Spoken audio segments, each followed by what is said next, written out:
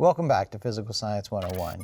In our last lesson, we talked about electricity, electric charge, electric force, electric field, electric potential or voltage, and electric potential energy. In this lesson, we're going to talk about electric current. What creates an electric current? We get an electric current if we connect a higher voltage, such as the positive side of a battery, to a lower voltage, such as the negative side of a battery, with a wire, or otherwise known as a conductor. If we do that, then the charge will naturally fall from the positive side of the battery to the negative side of the battery. Why does that happen? Well, as charge falls from the positive side of a battery to the negative side of a battery, the potential energy of the charges decreases. And that release of potential energy, or that decrease of potential energy, allows the charge to do work, or to make light, make heat, do something useful. Now, the motion of electric charges is what we call an electric current. So anytime the electric charges move, such as from the positive side of a battery to a negative side of a battery, that is an electric current. The measure of electric current is the amount of charge that moves, say from the positive side to the negative side of a battery, divided by the time that it took the charge to move. So that gives us an equation. Electric current is charge divided by time. In shorthand, that would be a capital I for electric current. So capital I is our symbol for electric current. And capital I, or the current, is equal to Q for charge divided by T for time. The metric unit of electric current is an ampere, symbolized with a capital A. Now, an ampere, if the current is in amperes, then 1 ampere must also equal 1 coulomb of charge divided by 1 second of time. So 1 ampere of current is a coulomb of charge divided by a second. So an ampere is a coulomb per second. If the electric current through a wire is 6 coulombs of charge every 2 seconds, what is the current through that wire in amperes?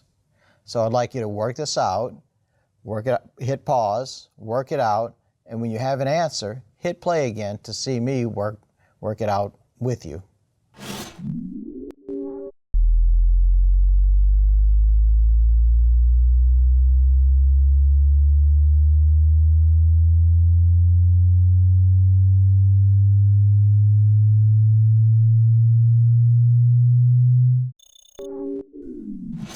Okay, I'll draw my wire like this, and I have charge going through the wire.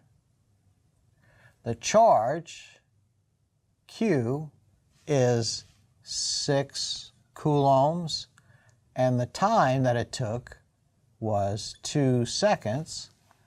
And the question is, what is the current? Well, our equation is current is charge over time. So our current is 6 coulombs of charge over 2 seconds in time. 6 divided by 2 gives us 3, and a coulomb divided by a second is an ampere. So the correct answer is 3 amperes, and the purpose of that exercise was to get you used to what an ampere is. It is a coulomb of charge flowing through a wire per second. Okay, here's another question for you. You might have noticed that car batteries tell you their rating in ampere hours. They're all 12-volt batteries, but they have different ampere hours, and so they're trying to communicate something to you with that. So the question is, what is an ampere hour a unit of?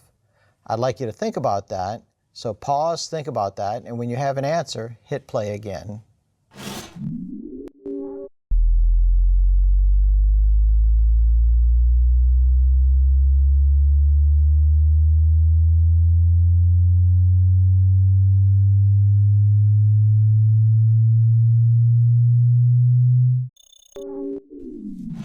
Okay, let's start with our definition of an ampere.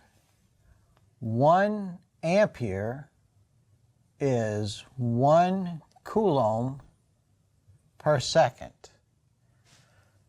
So we want hours. So the first thing we're going to do is we're going to convert those seconds into hours. We have seconds in the denominator, so I'll put seconds in the numerator and hours in the denominator so that seconds will cancel out and hours will replace seconds. 1 hour is 3,600 seconds.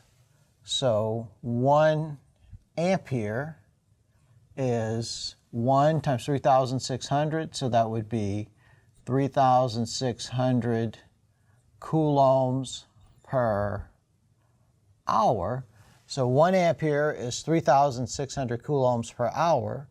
We want amperes times hours, so I'm going to multiply amperes times hours, but I have to do that multiplication on both sides. And notice what happens here. That cancels out my hours, and I have 1 ampere hour is 3,600 coulombs.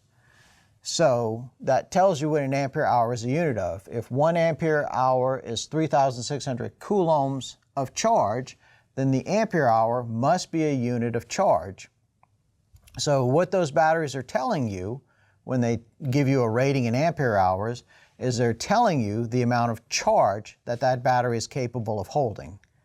So they're all 12-volt batteries, but some batteries can hold more charge, and the way they tell you that is they tell you their charge in ampere hours, and each ampere hour is 3,600 coulombs of charge. Now some batteries, smaller batteries, might actually be rated in milliampere hours. That is also a unit of charge. Let me convert my amperes into milliamperes. So if I convert my amperes into milliamperes, I want to put amperes in the denominator, milliamperes in the numerator, and 1 ampere is 1,000 milliamperes. That cancels out my amperes. And I have 1,000 milliampere hours equals 3,600 coulombs. I'm going to divide both sides by 1,000. And I see that 1 milliampere hour is equal to 3.6 coulombs of charge. 3,600 over 1,000 is 3.6. So smaller batteries will tell you their charge in terms of milliampere hours.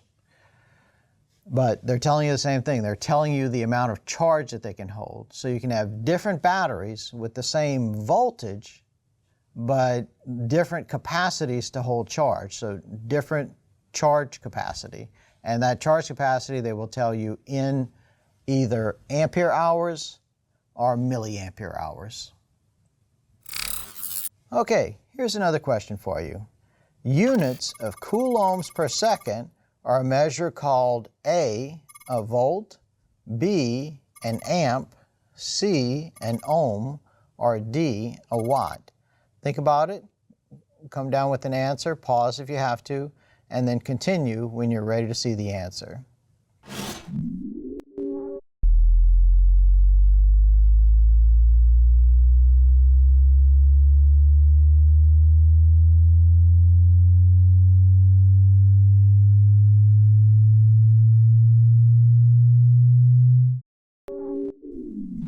The correct answer is B, an ampere. So a coulomb per second is an ampere. So the correct answer is B.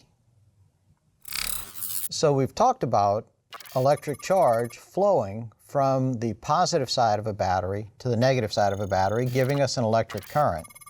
Now, an important condition for that is that for electric current to flow, you have to have a closed circuit or a closed circle, a continuous circle.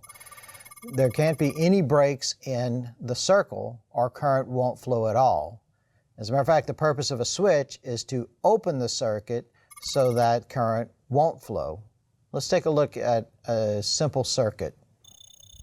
Here we show a very simple circuit with a battery, a switch, or I should say a battery, a wire from the battery to the switch, a wire from the switch to one side of a light bulb, on the side of the light bulb, and then inside of the light bulb we have some wires that go to another point on the light bulb, and then from the bottom of the light bulb we go to the negative side of the battery. So we have a closed circle there, and this closed circle will allow current to flow. If we were to open the switch, then that would actually break the circle and that would stop current from flowing. Let me do a couple of demonstrations for you. Well, first I'm going to do a simulation and then I'm going to show you that for real. Okay, here I have a simulation where I can create a circuit. I'll pull a battery down. There's my battery. And I'll take a light bulb. I have a light bulb over here and a switch. And notice that the switch is just a little drawbridge. Either it makes a connection or it doesn't. And I will now connect all of these together using wires.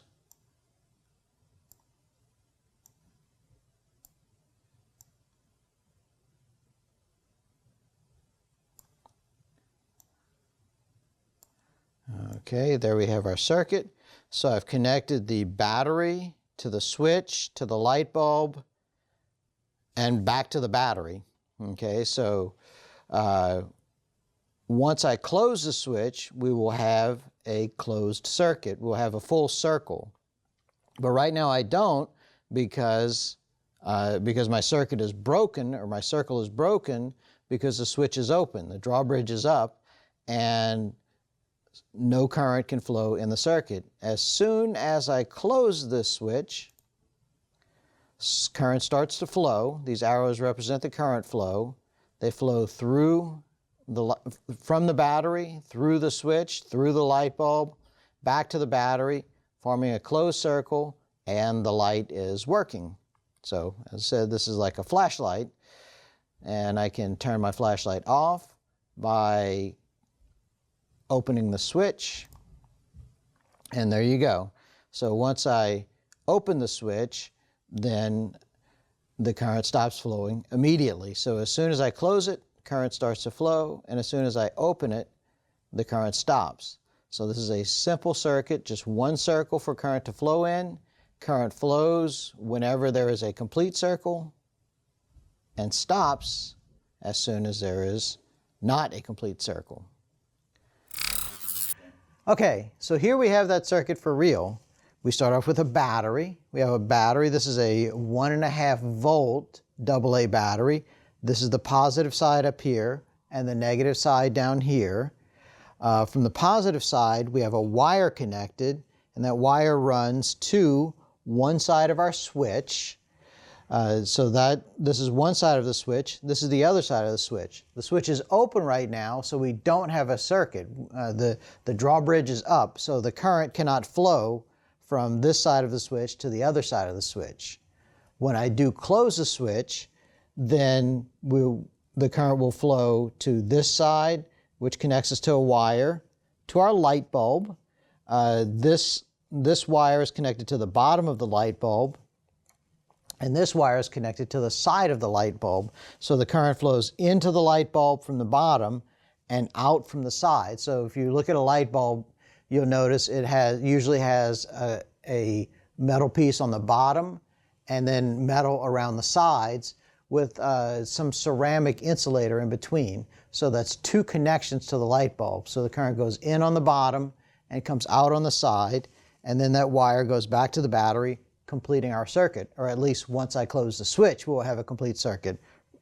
Right now, the circuit's open, but once I close the switch, as soon as I close the switch, the light bulb lights up. So as soon as I have a complete circuit, the current can flow. So if I open the switch, the current cannot flow because the current cannot get from here to here. So we don't have a complete circle. But as soon as I make that complete circle, we do have a circuit and the light bulb lights up. Now, in the place of a switch, I could actually just disconnect one of these wires. So that's all the switch is doing, is it's breaking the circuit. So if I disconnect this wire, once again, I don't have a complete circuit and the light bulb will not light up. Once I put the wire back, we complete the circuit and the light bulb lights up. The switch is just a convenient place to open and close the circuit. You don't have to unscrew something. You can just raise the switch or lower the switch. So that is our simple circuit. And this is how a flashlight works, for example. You have a battery, you have a switch that's on the side that you click, and then you have the light bulb. So what we have here is basically a flashlight. Okay, so what we've shown in the simulation and with the real circuit is that in order for current to flow, we have to have a closed circuit. If we have a closed circuit, then current flows. If we open the circuit, then current does not flow. The next question is how much current flows in a circuit? And the amount of electric current that flows in a circuit depends on two things: the voltage of the source and the resistance of the circuit. So that gives us an equation. Electric current is the voltage of the source divided by the resistance of the elements in the circuit. So electrical current is voltage divided by resistance. More voltage means more current. More resistance means less current. So voltage divided by resistance. If we do that in shorthand, then it would be I for electrical current is equal to delta V. That's the change from the positive side of the battery to the negative side of the battery. So that's why we write it with a delta. So I is the change in voltage from positive to negative divided by the resistance of the elements in the circuit. Now this relationship is known as Ohm's law. We use it so much we give it a name, its name being Ohm's law. So current is the change in voltage from positive to negative divided by the resistance. The metric unit of resistance is the ohm, and the symbol for the ohm is a capital omega. I'm sure you've seen this in some fraternity or sorority names. So this is a capital Greek omega is the symbol for an ohm, which is the metric unit of resistance. And if we look at Ohm's law, we can see that 1 ampere is also 1 volt of voltage divided by 1 ohm of resistance. So a volt divided by an ohm gives us an ampere. Let's put that to work. So the question is, what is the current in a 60 ohm resistor when the potential difference across it is 120 volts? So there's a 120 volt potential difference across a resistor. The resistor is connected to a 120 volt source, and the resistance is 60 ohms. So the question is, what is the current that will flow through that resistor? Go ahead and work this out, pause, work it out, and when you have an answer and you're ready to continue, hit play again.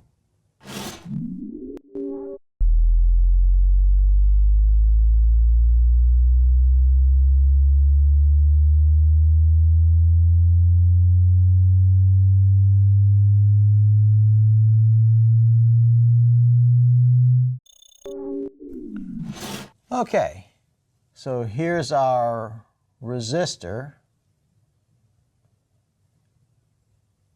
whatever it is, and it is connected to some source, which I will just draw as a battery.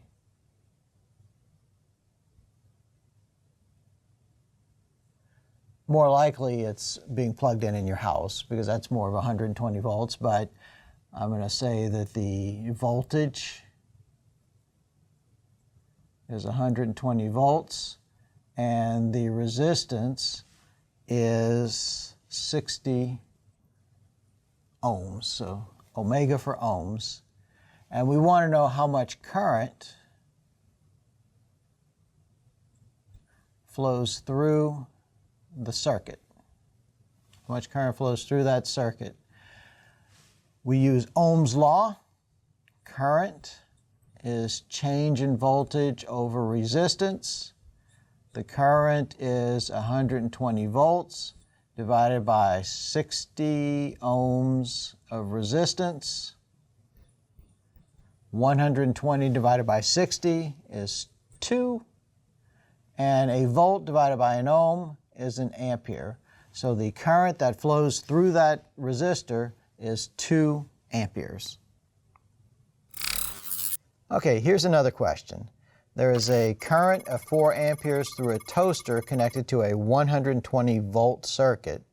What is the resistance of the toaster? So I'd like you to work that. So pause, work through this, and when you're ready for me to work through it with you, hit play again.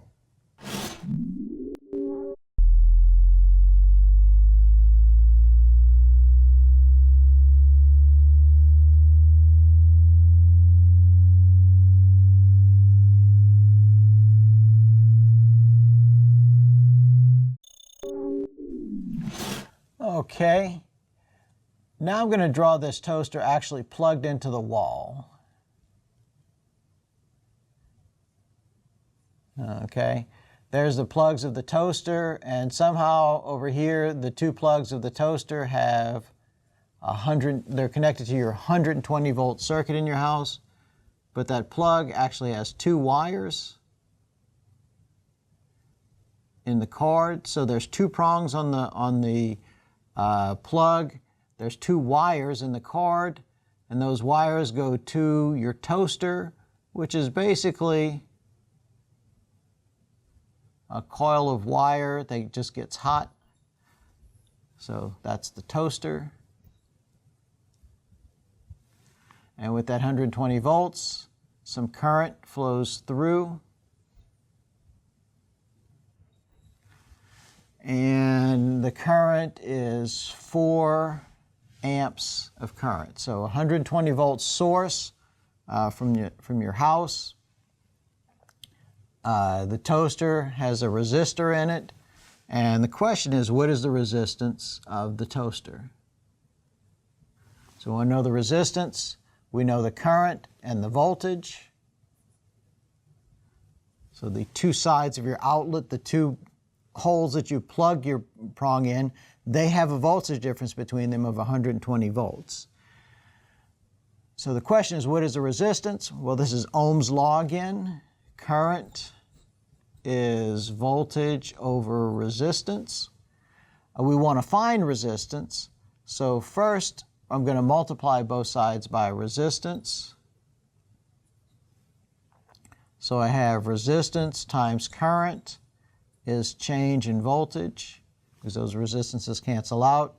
And then I want resistance by itself. So I divide both sides by current. Then the current cancels out, and I have resistance is change in voltage over current, and that's something we can calculate. So the resistance is 120 volts over 4 amperes. So 120 divided by 4 is 30. And volts divided by amperes, that must be an ohm of resistance. So the resistance of that toaster is 30 ohms of resistance. Now for a couple of quick multiple choice questions. The first is, the electrical resistance of a conductor is measured in units of A, volts, B, amperes, C, ohms, or D, watts. Think about it, come down on an answer, and pause if you have to, and then when you're ready to hear the correct answer, continue.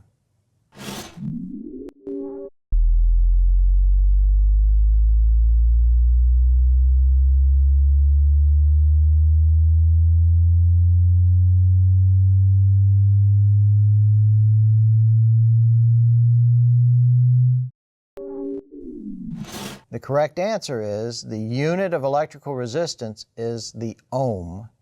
So the correct answer is C. The electrical resistance of a conductor is measured in units of ohms. Next question. According to Ohm's law, if resistance increases, what must also increase to maintain the same current? A, the voltage, B, the current, C, the temperature, or D, cross-sectional area. Okay, now think about this one and take your time, pause and think about it, and when you have an answer, then hit play again and I will talk about what the correct answer is.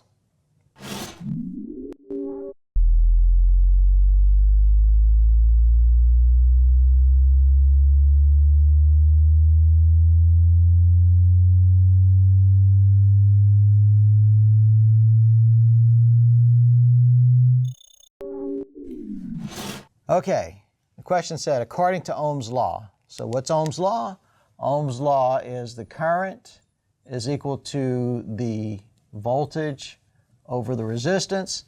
And the premise of the question was that the resistance increases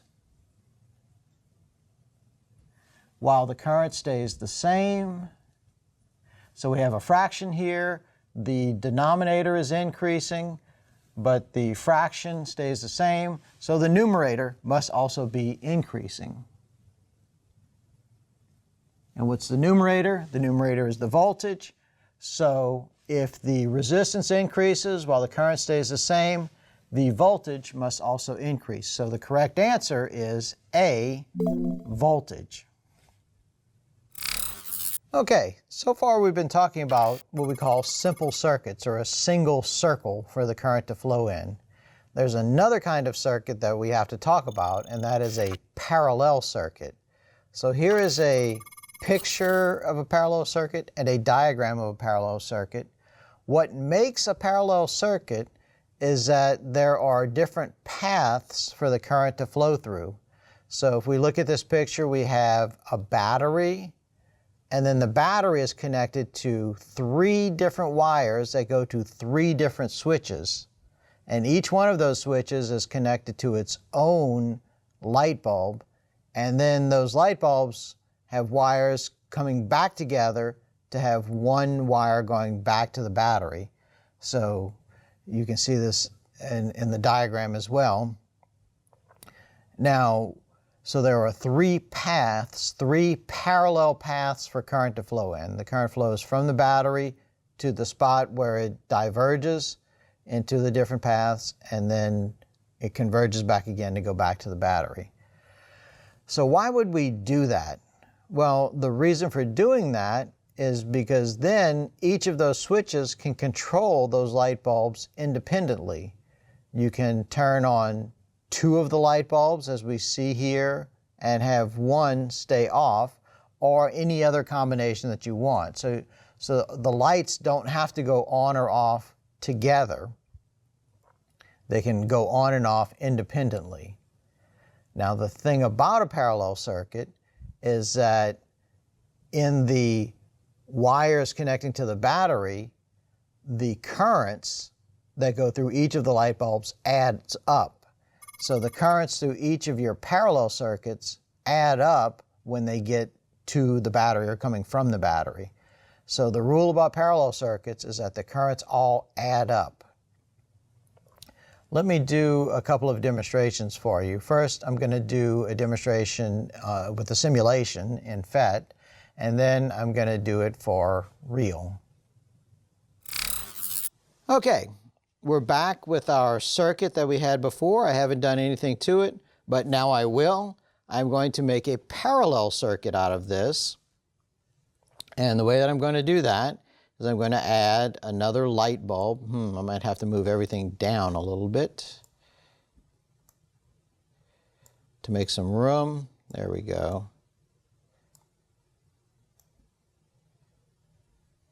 There we go. And to make a parallel circuit, I need to do exactly the same thing. Have a switch, a wire from the battery to the switch, from the switch to the light bulb, and from the light bulb back to the battery.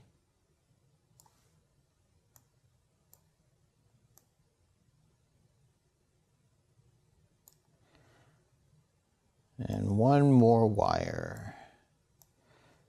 Okay, so now you see I actually have two circles. I have one circle that current can travel in here, and one circle that current can travel in here.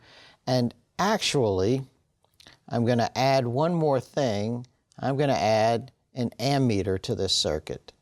An ammeter measures current. So let me run these wires through the ammeter.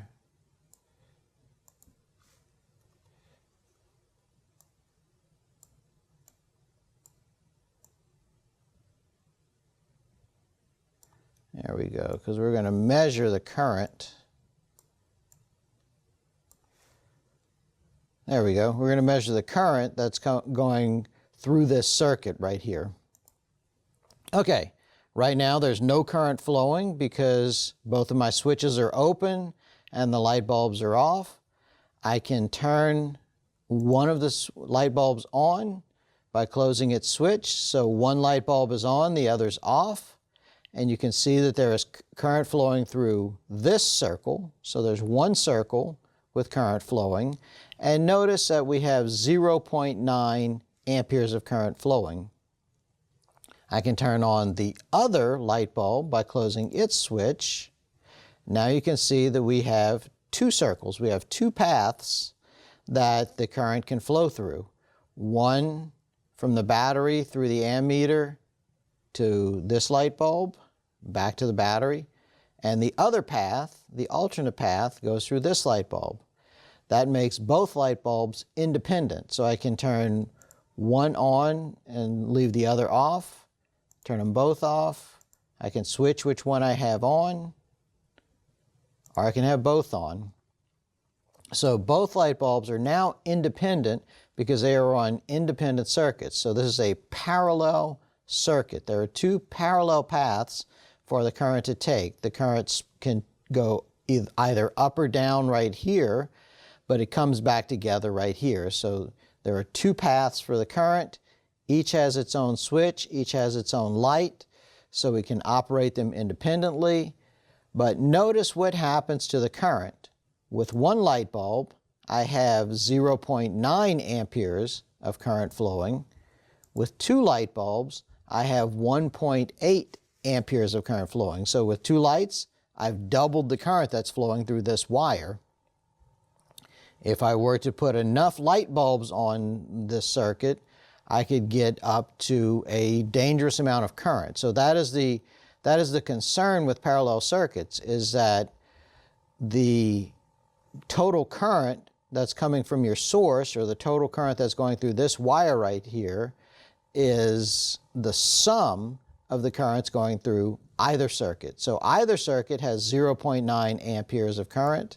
See, that one has 0.9 amperes, and that one has 0.9 amperes. So either one is 0.9 amperes. Put them both running, then that's 2 times 0.9 amperes, or 1.8 amperes. So the current is increasing, and the more light bulbs we would have on this parallel circuit, the more current we would have, until eventually it could reach dangerous levels, which is why you have a circuit breaker in your house. A circuit breaker is like a switch that would be right here at this point that would open on its own if the current got too high. Most of your circuit breakers are about 15 amperes. So if you have 15 amperes of current flowing through the common wire, then then the circuit breaker would open and turn everything off. I can actually simulate that as well. Let me delete this wire right here and just put in a switch right there, kind of a master switch. So that has to be closed. Okay, and if the current gets too high, then your circuit breaker switch will open up, and then what you'll have to do is you'll have to turn something off and reset the circuit breaker for your household circuit to work. That's also why you have many circuit breaker switches, is because you actually have many parallel circuits in your house, so that you can have you can operate the appliances that you need to operate without having a dangerous amount of current coming through the wires at the source. Okay, so here we have our parallel circuit set up. We have just the one battery, so still just the one power source, but we have two separate circuits running from positive to negative, and then the other one runs from positive to negative completely separately. They're only connected at the source. That's what makes them parallel circuits. You have two parallel paths that the current can go through. And so what that does is it now makes these two light bulbs completely independent. I can turn on one of them by closing its switch, and then I can turn on the other one by closing its switch, and I can turn off the first one. So I can have one on and the other off. I can have both of them on. I can have this one on and that one off, or I can have that one on completely independently. So these two switches and light bulbs work independently. That's how your house is set up. You have different switches for different lights. You have different switches for different appliances. So everything is in parallel, so you can turn all of your different electrical devices on or off as you wish separately, because in your house you have parallel circuits, meaning that there are two separate paths from positive to negative. So as I said when I was showing you the demonstration, the circuits of your house are laid out in parallel circuits. Here's an example of one circuit in your house. You might have a light with a light switch, but then you also might have outlets in parallel with that light switch. And those outlets can connect other appliances that you might have. So a toaster, a can opener, and a radio. All of those are in parallel so that they can all be operated independently. So that is the convenience of the parallel circuit, is that all of the devices can be operated independently. The thing we have to be careful about with a parallel circuit is that the wires, where they come together to go to the source, carry a current that's equal to the sum of all of the currents. So the toaster will require a certain amount of current, the can opener will require a certain amount of current, the radio will require a certain amount of current, and the light will require a certain amount of current.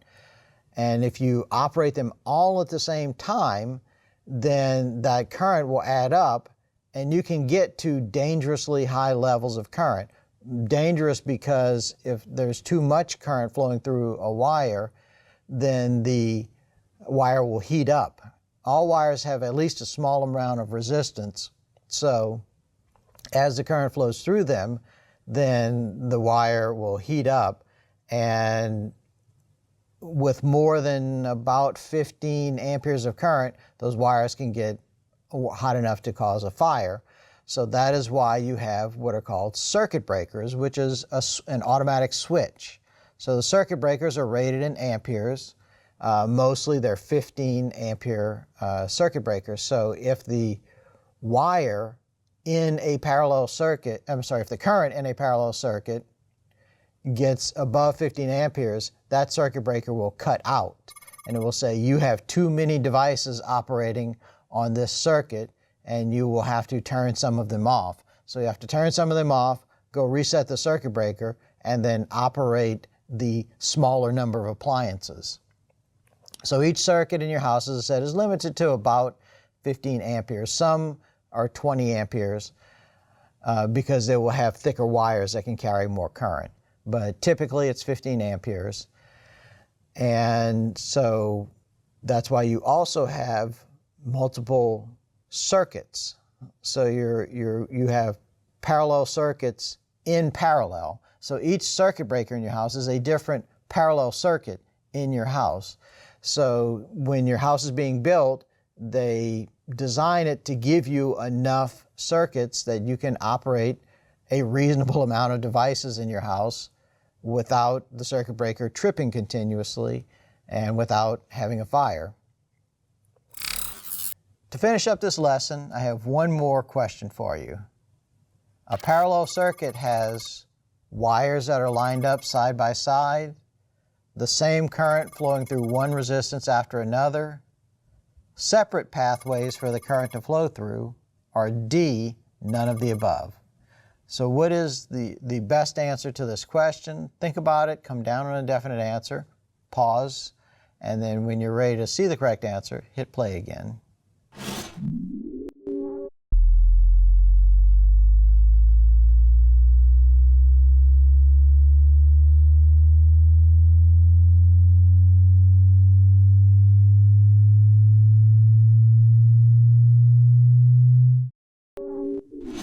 Okay, the best answer to this question is C. A parallel circuit has separate pathways for the current to flow through.